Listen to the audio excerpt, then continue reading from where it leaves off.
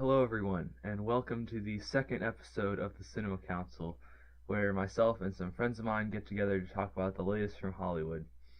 I'm your host, Baxter, and I've brought a newly reloaded council that I'll introduce in just a bit.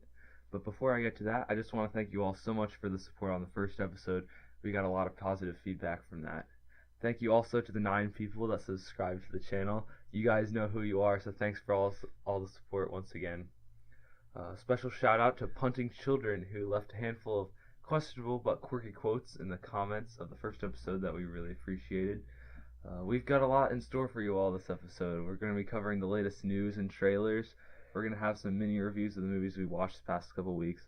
And then we're going to move on to our main event, our big topic for this week, which is a pretty fun one. We're going to be recasting the DCEU characters with the best actors from the MCU. That's going to be a lot of fun, and we hope you all stick around and enjoy all of it. Side note, we're going to try as hard as possible this week to cut the runtime down, so it will hopefully end up being less than 90 minutes so we can put it all into one video. We do apologize if the whole 2-video thing was inconvenient for you. But before we get into this week's episode, I'm going to introduce our counselor for this week. Returning with me again is Andrew. Glad to be back. And our newest council member is Tav. Nice to meet you. No, we've known each other for like 7 months. No, I will. He specializes in theories and predictions. Thanks to both of you for being here. We're going to have a lot of fun this episode. Some disclaimers before we get going. Spoilers ahead for basically every movie we wind up talking about. We like going in depth, and we also don't want your movie experience ruined, so there are times in the description for you to skip around as you please to avoid spoilers, or listen to the parts you find most interesting and whatnot. So if there ends up being 2 parts to this week as well, there will also be description times in the second video. If anybody from YouTube or Marvel or DC is listening to this, we're not trying to make money off you. There's no copyright infringement or anything like that intended with our conversations. We just try to have a fun time discussing movies, and that's all. Additionally, this episode is being recorded on Saturday the 17th, and it will most likely be uploaded on Tuesday the 20th. So if any big news breaks out between Saturday and Tuesday, we're sorry, we can't cover it because we're not mind readers or time travelers. Also, the council you're hearing this week might not be the same every episode. We might bring on some new council members from time to time, but the people you're listening to right now will likely be back for hopefully many more episodes. With all that said, I think it's time to get on with the episode. Here we go. And we'll kick it off with mini reviews and grades of all the movies we watched between last episode and today. I personally haven't seen any myself, but I understand that you two, Tav especially, have gotten to watch a few. That's correct. In the meantime, I've watched about half of the Marvel Universe, along with half of the Harry Potter series, along with 2 out of the 4 Jurassic Park movies, and Ghostbusters. Preparing for the blockbusters, aren't we? That's quite a lineup you got there. Which one do you want to review first? First, I'll go from the least news about to the most news. Okay, so with Jurassic Park, pretty much rewatched the 1st and 4th episode movies. So I hope in the upcoming 5th installment of Jurassic World: The Fallen Kingdom that they will have more scenes in the old park as well as the now destroyed new park, or further and hopefully explain the connections between the old park and the new park, where it kind of glossed over the 2nd and 3rd movies. We will also be seeing a few dinosaurs that have not been seen since the 1st movie, and some recurring ones such as the T-Rex. Okay, so how would you grade those 2 Jurassic Park movies? What grades would you give them? First one, I would give it a 8 out of 10. I thought it was pretty good, and also at the time especially, it was one of a kind, and there were not many movies similar to it. The Jurassic World movie, I would give it a 6 out of 10 because I thought it was a good movie, but it was not very original, as it was pretty much a retelling of the 1st movie. Just for those of you at home, we do grade things a little bit differently. Tab does it on a 1 to 10 scale. Andrew and I do it on an A plus to F scale, but same amount of oomph. from either side. Andrew, did you watch anything recently? I have. I watched Captain Underpants, the first epic movie. Get your laughs out now.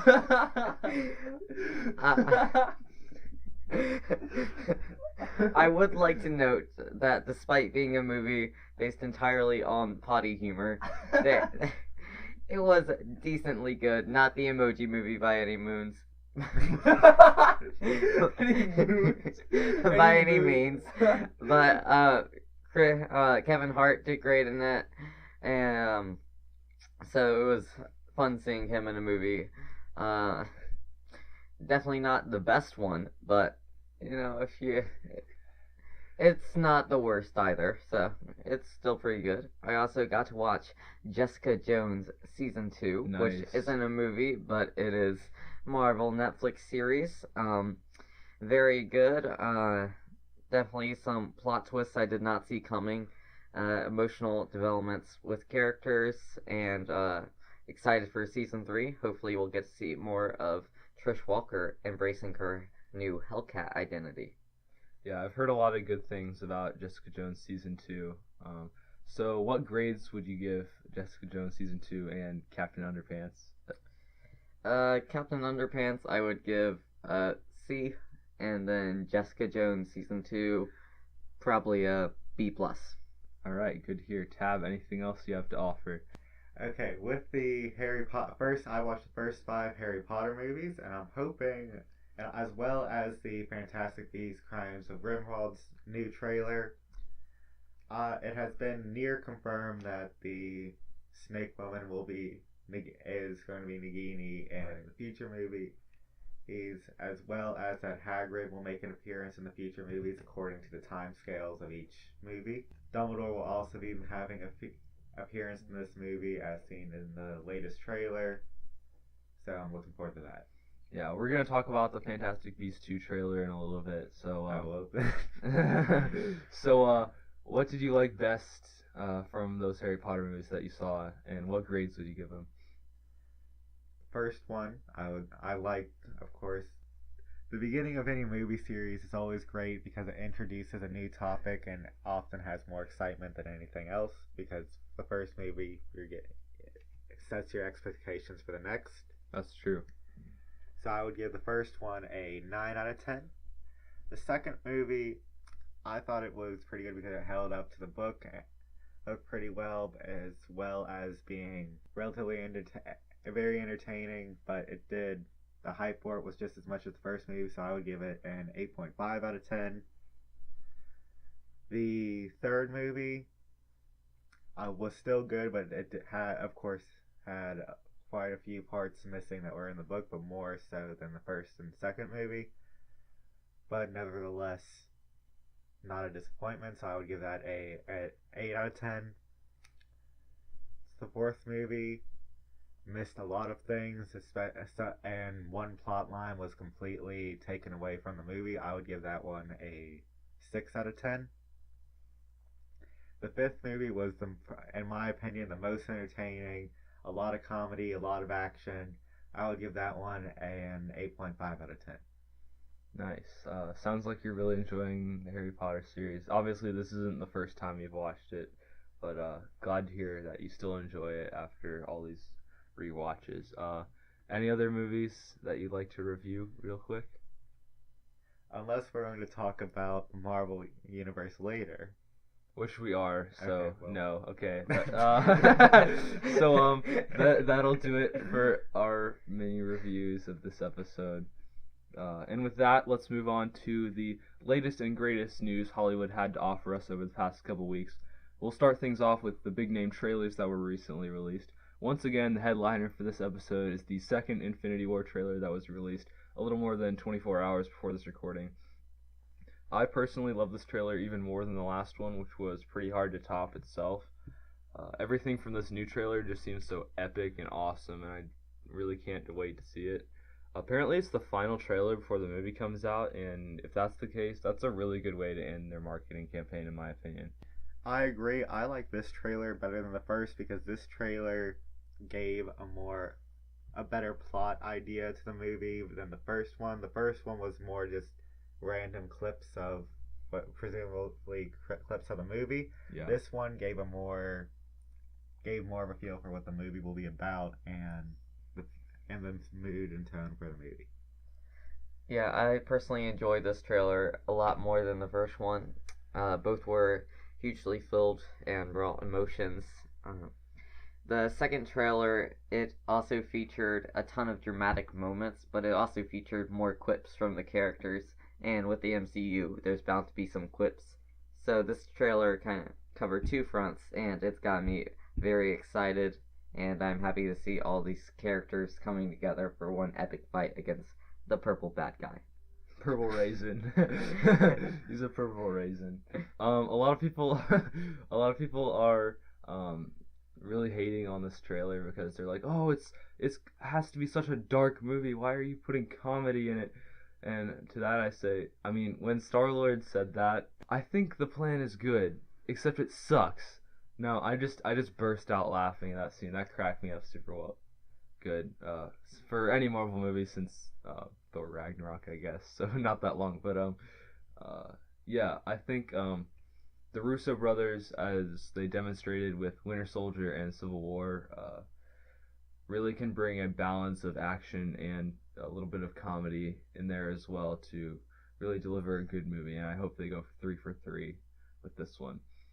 So the poster that they released with the trailer also looks super cool. I don't know if you've seen it yet. To me, it seems like a mashup of the Thor Ragnarok poster and the Guardians 2 poster. There are some interesting elements in the poster that would be passed over upon first glance. You know about those cast lists at the bottom of every poster, right? So Infinity Wars is obviously pretty long, but some notable absences from the cast list include Jeremy Renner as Hawkeye, Paul Rudd as Ant-Man, and Brie Larson as Captain Marvel, who at this point is pretty likely to appear in the movie. None of those people we've seen have showed up in the trailers yet, even though they're supposed to be in the movie. Also, Peter Dinklage is in the cast list in an unconfirmed role, which is pretty interesting because about a week ago, before all this was released, somebody apparently got their hands on the official cast list, and I think it had Peter Dinklage cast as the voice of the Silver Surfer. Yeah, this to me makes zero sense, considering Silver Surfer A would not fit in this movie at all, and B is still owned by Fox at this point. So, to me, the most likely choice is him voicing somebody in the Black Order, maybe Corvus Glaive or Ebony Maw, who we saw in the trailer. So, what are your takeaways from this poster and these casting surprises?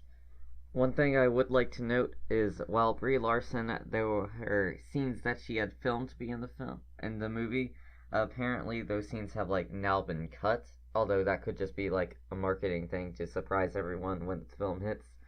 So if you're expecting Captain Marvel to appear, don't be disappointed if she doesn't appear, and even if she does, probably a small cameo at the end. I wouldn't expect they're going to bring in that big name character until her first solo movie.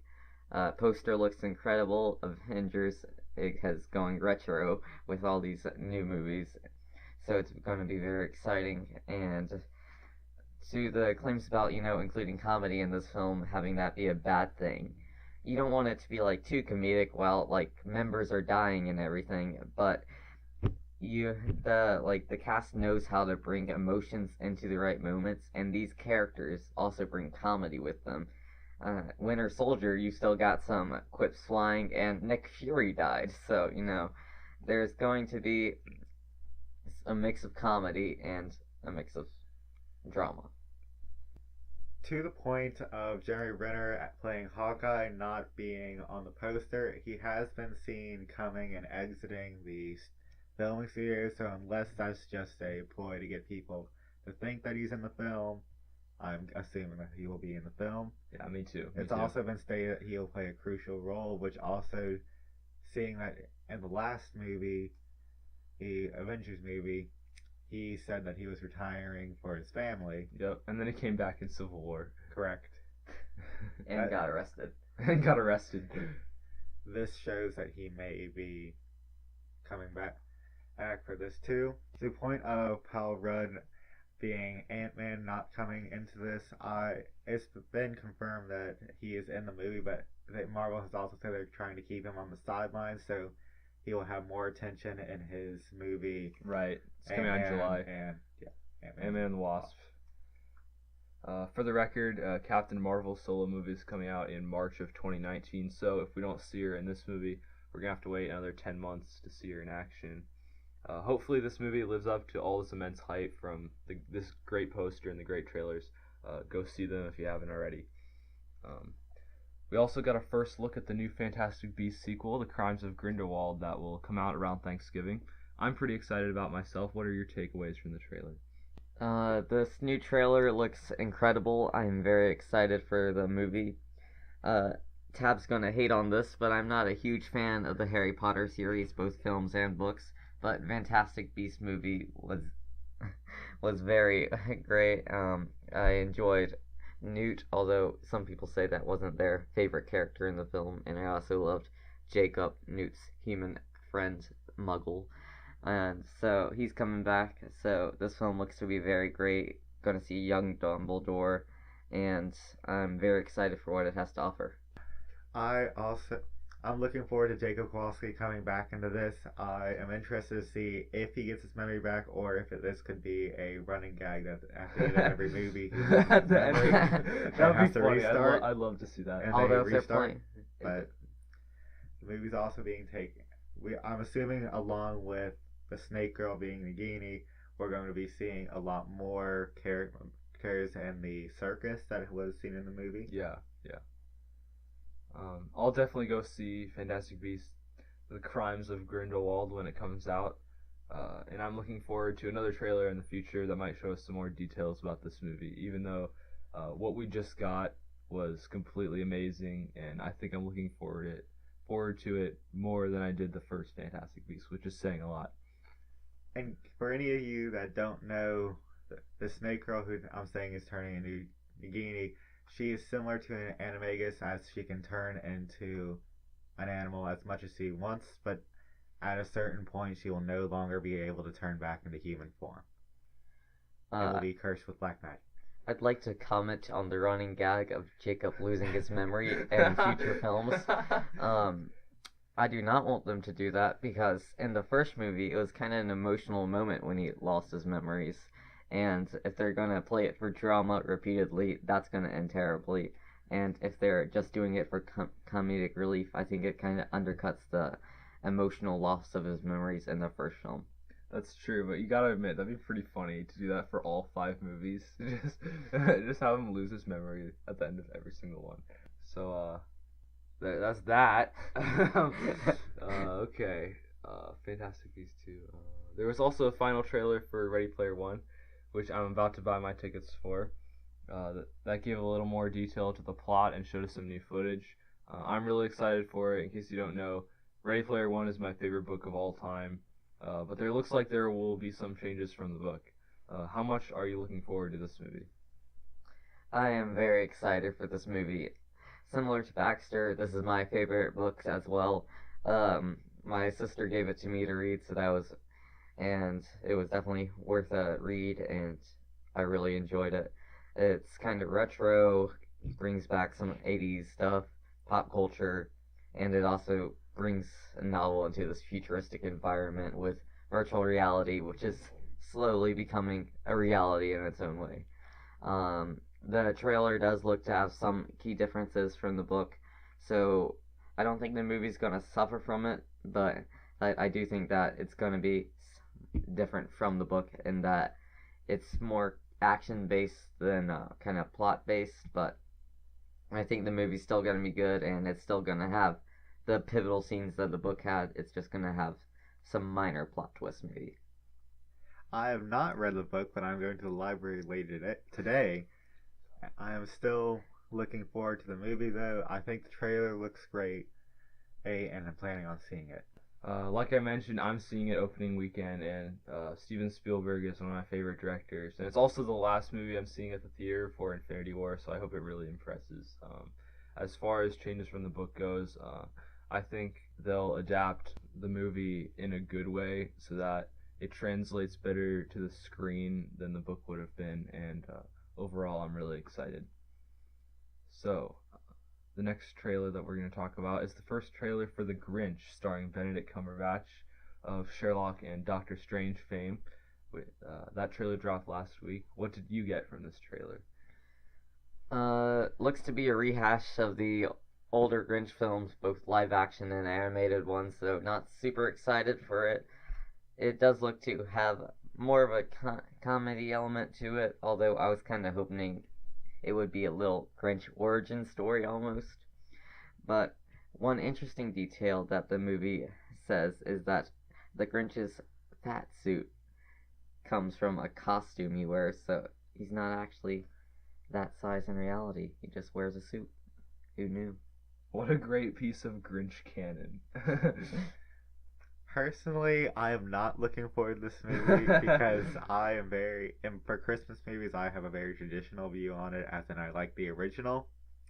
Even though the original was just based off the book, pretty much exactly like the book, and didn't take more than 15 minutes for the movie to play, I still like it better than any other Grinch movie that has come out. I can understand that. Like you, I don't think I'll see it in theaters, but it'll probably make a lot of money for Illumination, because that's what Illumination does. Illumination! We're cutting that out. No, we need that. We need comedy on the show. Can you modify it? Maybe. Because that was way too loud. So we're just script whole thing. Can you just modify it to sound like a robot? Illumination.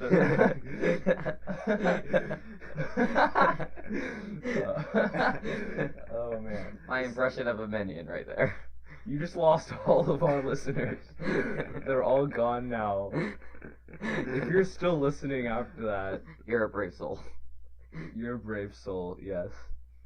Okay, so there's also a pair of Disney trailers that dropped recently, obviously besides Infinity War. They debuted during the Oscars or around the Oscars. Mary Poppins Returns and Christopher Robin. How much do these trailers entice you to go see these movies? Looking forward to Mary Poppins Returns. Christopher Robin, not super much, but it looks to be a fun movie, bringing back Winnie the Pooh. Although CGI Winnie the Pooh, not sure how that's gonna turn out and everything, but if the movie, has a nice twist to it, got a good plot, and brings the characters into London in a kind of realistic way, then I think it could be a good movie. And with Mary Poppins Returns, this is going to be a very exciting film. I haven't actually seen the first Mary Poppins, although I have seen a play of it. Are you kidding me? That movie's like an absolute classic. You need to go watch it right now. I do have it on VHS. Seriously, go. No, just leave. We'll wait for you. Goodbye, guys. Okay. No, he's not leaving. Okay. I am very much so looking forward to this Mary Poppins movie. I will be severely disappointed if Yondu is not playing Mary Poppins. I'm Mary Poppins, y'all. Hate to break it to you, but Emily Blunt is playing Mary Poppins. That's just a cover-up. So Emily Blunt is Yondu. But in all seriousness, I am very much so looking forward to the movie, as well as, and to a lesser extent, the Winnie the Pooh movie. Yeah, I probably won't see either of these in theaters. I realize Mary Poppins is an all-time classic, and Winnie the Pooh is special to kids and whatever. They look good, but not standouts for Disney like Infinity War, Solo, or any of their big-name brands. Okay, so those were all the big trailers to drop recently, so now it's time to talk some news. First off, we got a first look at Zachary Levi's costume for the upcoming Shazam movie. Have you seen it? I have. It looks very hand-woven, so they're not really going in a CGI direction with it. I don't super like how the costume looks, so hopefully it'll look more fresh in the movie. It looks well adapted from the comics. It just doesn't seem like the right costume design for him. I am very much so looking forward to this Shazam movie. As Okay, for the record, he has no idea who Shazam is. Tab has no comment. Overall, this is just a first look, so I'm not going to jump to conclusions too quickly here, but overall, I am looking forward to what Shazam brings to the table for the DCEU. Speaking of the DCEU, Ava DuVernay has been tapped by DC to make a New Gods movie. For all the listeners who have no idea what the New Gods are, they're a bunch of giant god beings who live on these two neighboring planets, New Genesis and Apocalypse, which basically represent planetary versions of heaven and hell, but the divide between them isn't as black and white as it appears. In case you don't know, Ava DuVernay made Selma, which I've heard is pretty good, and A Wrinkle in Time, which opened last week to some of the worst reviews since the Emoji Movie. A lot of people don't like this decision at all, whether it's because of the director or the concept. I'm not such a huge fan of the idea myself. What are your thoughts? To make a film about the new gods, there's going to be a ton of it's going to be CGI heavy film, so it's going to depend on how good the CGI is, and also if they can create a nice story. If they incorporate Darkseid into this film somehow, I could see it being a good origin story of sorts, and then bring Darkseid into a later Justice League film. That could be good, but I don't see this being a major breakthrough for the DCEU, and they're really needing one at this moment. Tav has no comment again. For me, it's not so much DuVernay's talent that worries me, it's the concept. The DCEU obviously needs some help, we'll talk more about that later, but a new Gods movie just doesn't sound like the right move for DC when they still haven't done enough to flesh out the characters that they've already put onto the big screen. I would love to see them work harder to make a better Justice League adaptation or a better Suicide Squad adaptation, or even some good solo stories like they did for Wonder Woman, but that's just not the route they're taking. As far as the CGI goes, if they can't even do CGI right for a mustache, then how can they do it for a whole movie? I just don't like the idea. So we'll see what happens with this movie as it moves along in production. And finally, Disney's planned streaming service is hoping to compete with Netflix once it's launched, and it'll probably be released when they officially buy Fox. Disney is mapping out a bunch of shows to develop, some Marvel, some Pixar, you get the point. So one of these planned shows is a live-action Star Wars series, which is going to be written by Jon Favreau. If you don't know who Jon Favreau is, he made the first two Iron Man movies and the last Jungle Book movie, so in my opinion, he's a really good content creator, and I'm excited to see what he can do with a TV series. Star Wars, the films have been live action, and all the series have been animated, so this will be the first live action TV series, which I think that it'll actually be pretty good. It just depends on what story they're trying to show in the galaxy far, far away. Get away from the Skywalkers would be my idea, and kind of show like this individual story, not completely based in the rebellion. Just a Star Wars sideshow almost. I'm looking forward to this because of the director. He won my hearts with Iron Man 1 and 2, so I'm looking forward to it. Even Iron Man 2? That movie wasn't very good. It was alright. It was okay. Excuse me? It was good. It was good. It wasn't as good as the first one. How about that? The way I see it, we've never gotten a live-action Star Wars series before. We've had animated ones like Clone Wars and Rebels, but never live-action. I think Jon Favreau can bring some real energy and creativity to this series, and I'm looking forward to what it turns out to be. So that's all the big news for the past couple weeks. Now we're moving on to our main event for this week's episode. So obviously DC needs some help now in their movie department, and we thought we could give them a hand by recasting every major character in their universe with actors and actresses from the MCU. That's right, we're Team Marvel, and it's time to make the DCEU great again. There are only a few rules for this, and they're all pretty simple. You can only choose MCU actors, so no X-Men or Deadpool or Fantastic Four crossovers here. You can't gender switch the characters, and you can't cast somebody that's been the character before. That last rule would really only apply to Michael Keaton, who of course played Vulture in Spider-Man Homecoming, and was the OG Batman back in the 80s.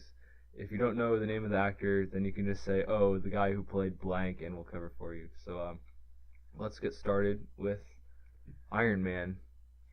Robert Downey Jr., who would he play in the DCEU? In my dream DCEU, he would play Batman, as they are both similar characters, rich white guys, and billionaires who have incredible technology. So Robert Downey Jr., I could definitely see him as a snarky Bruce Wayne.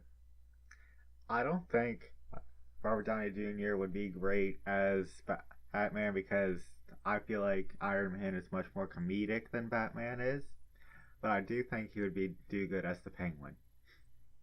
Really? Why is that? I feel like the Penguin is in some versions of the DCU universe, the Penguin is also rich, and also I feel like the Penguin has more of a comedic side, Okay, or crazy side. I can see that. I can see that. So our next Marvel character is Chris Hemsworth, who plays Thor in the MCU. Who would you think he would play best in the DC universe? Aquaman for me with that crazy hairdo. Not anymore. He got his hair all cut now. Grow it out again. You see, personally, I think Loki would. I think Tom Hiddleston would be better playing Aquaman, but I don't really think there's a good spot for Chris Hemsworth in DCU. Really? I don't think any character has that same complexion. I would like to note something here. We have been picking the heroes and villains of their respective movies to play in the comics. And for my Penguin, I chose Jeff Bridges, who plays Obadiah Stane in the first Iron Man movie. So, let's see if this hero-villain thing continues. Alright, our next actor is Mark Ruffalo, who plays the Hulk in the MCU. Who would you think he could play in DC? This is going to be a weird choice, but I think Mark Ruffalo would be best as Alfred. They are both kind of wise, and Mark Ruffalo would know how to handle Robert Downey Jr., so I think they would have good chemistry if my dream Batman came with my dream Alfred. I think Mark Ruffalo would be better playing Batman himself. I think that personality-wise, they're pretty similar because Batman, the same way, I think it's a similar relationship between Batman and the Hulk. I think that's a pretty similar relationship, especially looking at Gotham. Alright, moving on to Chris Evans, of course, known as Captain America. Who's your pick? For me, it would have to be Shazam, and definitely the adult version of Shazam once he's become the superhero. No, Kid Shazam. I think Chris Evans can definitely do a lighthearted tone, and my first idea, I was trying to decide between Tom Holland or Chris Evans to play him, but I figured Tom Holland is better suited for another role in the DCEU, as I have him playing Robin. I would say Chris Evans would be good playing Superman because I think Superman and Captain America have very similar roles. I think from what I've seen, I think they both are very towards saving everyone, even though that doesn't normally work out. Okay, but he has blonde hair. How can we have a blonde Superman? We can dye his hair. That's not a problem. Unless if they can have the budget for CGI, they can have the budget for a bottle of hair dye. So, our next actress that we're gonna go to is Scarlett Johansson, Black Widow in the MCU. Who do you have her in the DCEU? I have Scarlett Johansson playing Batgirl, although she is not my ideal pick for Batgirl.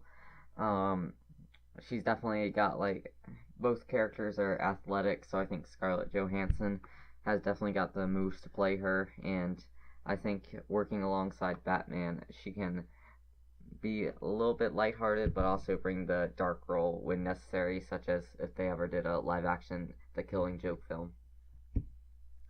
I think Scarlett Johansson would be better playing Catwoman because I think the dark side of her would win out.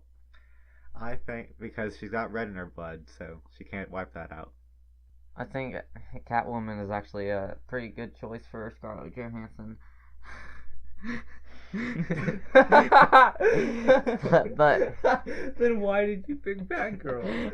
Come on. Because we needed a Batgirl. Well, who did you have playing Catwoman then? I never casted her. Wait, so your whole entire basis for this is that Batgirl is more important than Catwoman? Yes. What do you have to say to that, Tab? Shame. Shame, Andrew. Come on. Alright, our next actor is Benedict Cumberbatch, Doctor Strange in the MCU.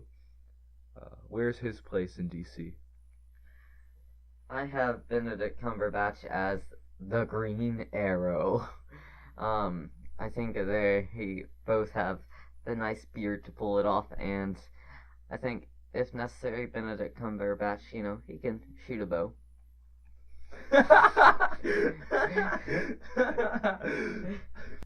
I don't really think Doctor Strange has a place in the DCU universe. It's the same.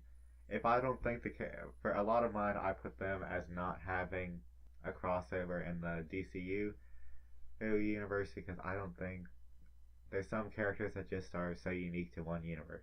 But casting characters is what makes this podcast interesting. You gotta do something, Tab. Come on now. Yeah, but I mean, they're not. It's like, you don't cast Winnie the Pooh for Batman. I would love to see that. Hashtag Winnie the Pooh Batman 2018. Oh, bother. The Joker's found me. That's a good Winnie the Pooh. Okay, so our next actor is Don Cheadle, who plays War Machine in the Avengers and the Iron Man movies. Where would you see him as? I have not found a spot for Don Cheadle in the movies, although it was tough deciding between him and Anthony Mackie for the role of Cyborg. I settled on Anthony Mackie, but I could see Don Cheadle also taking up that role. I agree that Anthony Mackie would be great being Cyborg, just because I think they're both pretty outgoing. But I think Don Cheadle would be good playing the Flash, just because of the irony with the characters.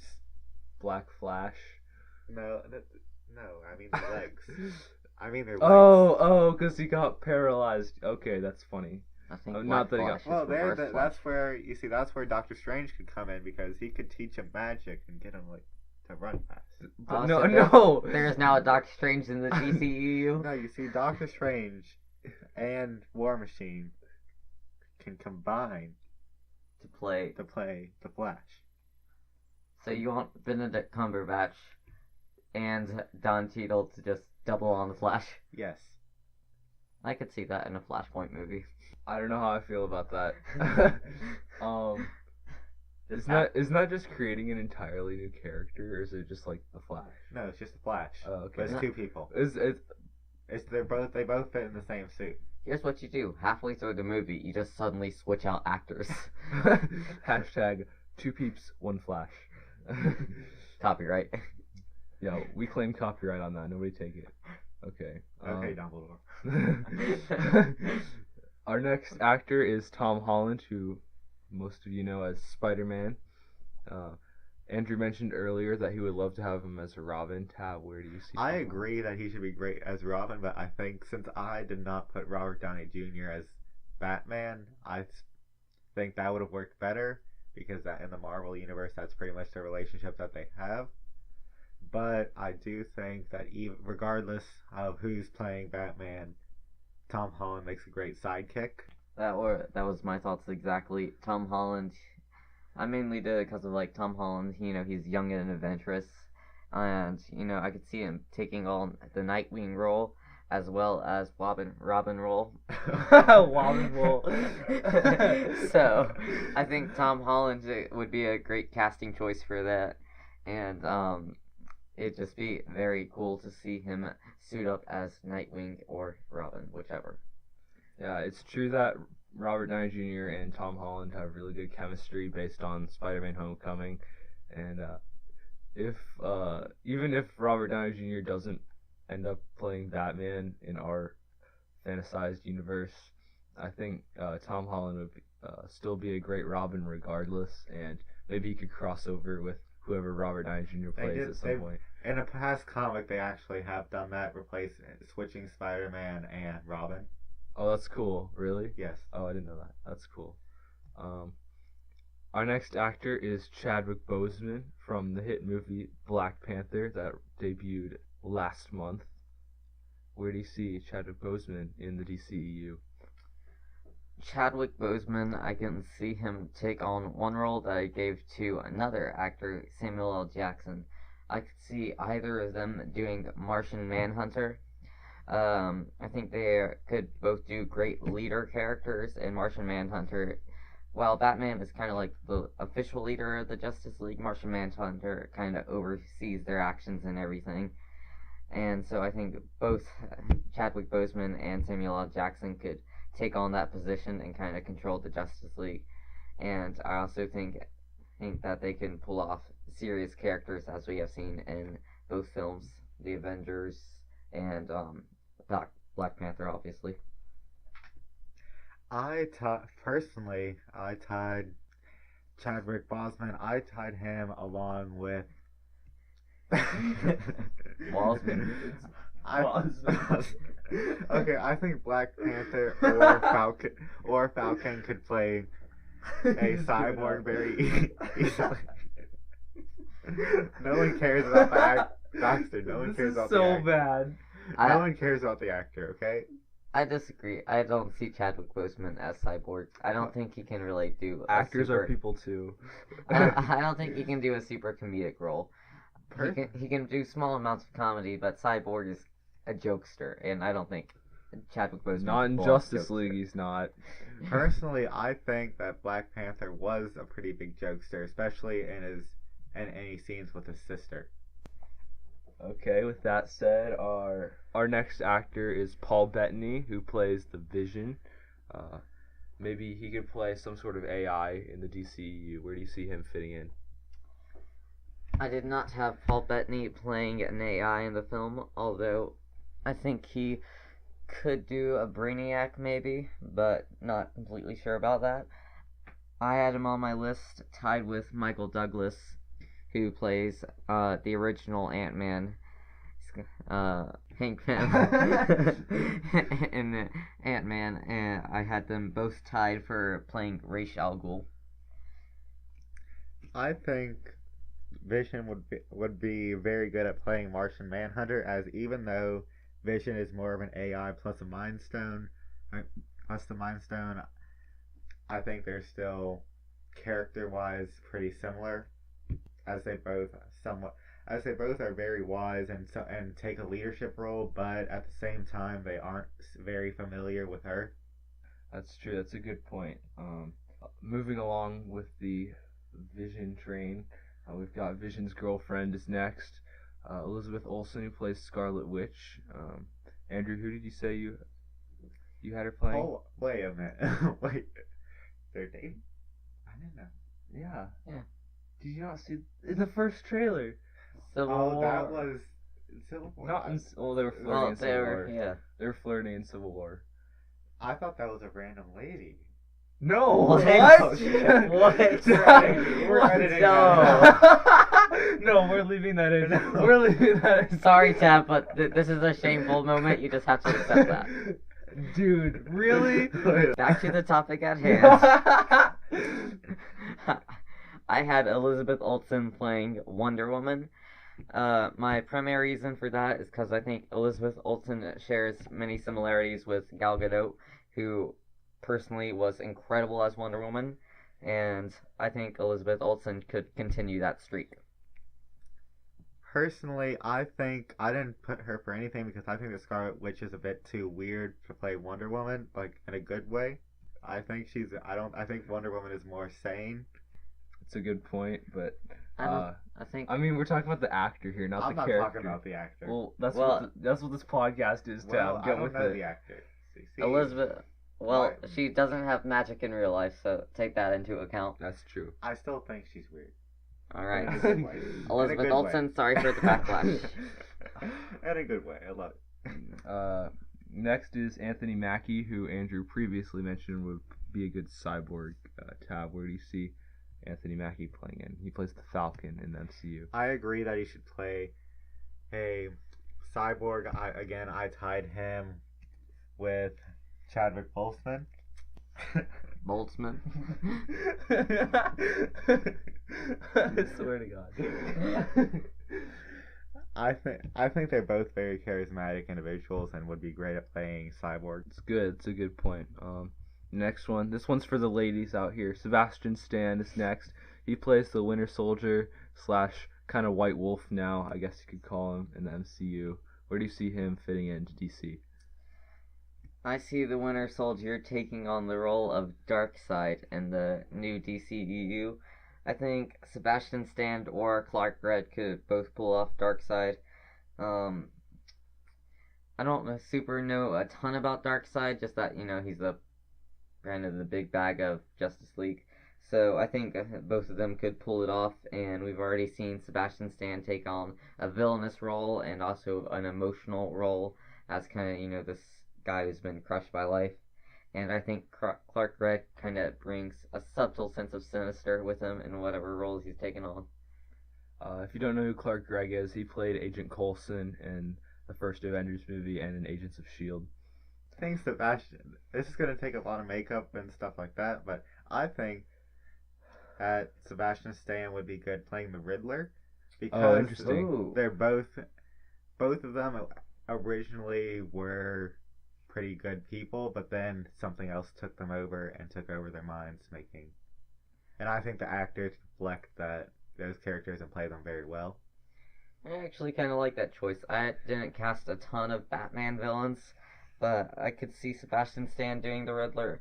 Not entirely sure how he would do, because the Riddler's kind of this comedic character as well, and I haven't super seen Sebastian Stan do a comedic role, although I could see him being a good villain for Batman, and I think he would definitely cause some trouble, although not sure how he would look in the Riddler costume. I don't think that'd work for him. I think he was a bit comedic in the original, before he became the Winter Soldier and the original Captain America. The First Avenger. That's a good point you bring up. I like, now that you mention it, I like your point for Sebastian Stan as the Riddler. That's actually really good casting. I hope that happens. DC, if you're listening, do that. If you're gonna do one of these, do that. Fire the guy you currently have. They already did. They hired some new people. Yeah, well, fire that guy too. Make Tab your new casting director. Okay, so next we have the two standout female characters from Black Panther, Denai Guerrera and Letitia Wright, who played Okoye and Shuri respectively in Black Panther. They're not on your list. I'm sorry. If you put them anywhere, where do you see them being? I could see Shuri taking on the role of Batgirl, and I think Denai Guerrera could make a good Catwoman. I agree with Shuri becoming Batgirl. I just think they're very similar characters. I don't think the other girl has a place. Next, we just have the members of the Guardians of the Galaxy. So, Chris Pratt as Star-Lord, Zoe Saldana as Gamora, Dave Bautista as Drax, Bradley Cooper as Rocket, and Vin Diesel as Groot. For any of those, who would you have them playing in DC? I am very excited for my choice for Chris Pratt. I have him playing Hal Jordan, who, if you don't know, is the original Green Lantern. And Green Lantern is a jokester. He uses his powers to just mess around with the Justice League, but he also can take on the serious role of defending the entire galaxy. So, you got a Guardian of the Galaxy playing another Guardian of the Galaxy. I think that's a good choice. I have another role for someone playing, the Riddler. I think Dave Bautista. Dave. It's Dave. I don't think there's anyone named Dove. Dave. It's Dave. I wrote it wrong. Dave. Dave Bautista, if you're listening to this, I'm sorry. Can we just go back? As well as Chadwick Boseman, I would just like to apologize to both of you. Everybody who's listening to this, I'm sorry. This is a mess. What are we doing? Okay. I think Dave Bautista would be good playing the Riddler as well, because Drax, similarly as in the first Guardians of the Galaxy movie, Drax at first it was very kind of just messed with the other characters and wanted to kill them. But as time went on, in case when they needed him, he was able to come through for them and help them guard the galaxy. That's a good point. Any other Guardians casting choices that you want to mention, Andrew? I had Bradley Cooper playing the Joker. If you don't know, Bradley Cooper does the CGI for Rocket in the movie, and I think that Bradley Cooper can bring the sense of crazy to the role, because Rocket's a pretty messed up, crazy character, and Guardians of the Galaxy's been genetically modified. So I think Bradley Cooper would know how to pull off the Joker. For Dave Bautista, I do not agree that he should play the Riddler. I don't think that's a suitable role I for meant him. to say Green Lantern. Well, now you have to say that all over again. Because literally... Oh, never mind. I don't think he's the best choice for Green Lantern either. Sorry, Tab. I think Dave Bautista is best suited to play Bane in the new DCEU. That's really good. I think that's a great idea, actually. Cast Andrew as your casting director, too. Fire Tab. He doesn't know what he's doing. Okay, ditto on the Rocket Raccoon thing. Rocket Raccoon. Ditto on the Rocket Raccoon thing. Here at the Cinema Council, we have a fun time. I did have Michael Rooker, who plays Yondu in the film, as the Reverse Flash. I think Michael Rooker kind of looks like a time traveler. So I think he could pull off the Reverse Flash, and it's going to be hard to say Reverse Flash repeatedly. So Eobard Thawne has a relationship with Barry Allen that's kind of almost a messed up father-son relationship. At least I haven't read the comics, but from what I can garner from the Flash TV series, it's kind of just a messed up relationship between the two of them. So I think Michael Rooker, who has done well playing daddy issues with his son, I think he could be a good choice for Reverse Flash. That's some good reasoning there. For both of you, do you have any other casting choices that you like to mention? I finished off the Teen Titans. So for Raven, I have her played by Cate Blanchett, Hela, in Thor Ragnarok. Both are dark characters, and Cate Blanchett is good at comedy as well, so I think she can do a mix of balance so that whenever she's playing Raven, you never know if she's joking or not. Starfire, I had her played by Gwyneth Paltrow, Pepper Potts from the Iron Man film series, and Beast Boy, I brought back Hawkeye, Jeremy Renner as Beast Boy. I had Jeremy Renner playing Green Arrow, even though I just think they're both very similar characters within the two universes. Not including, this isn't of course including their abilities, but I think their overall personality is pretty similar as well.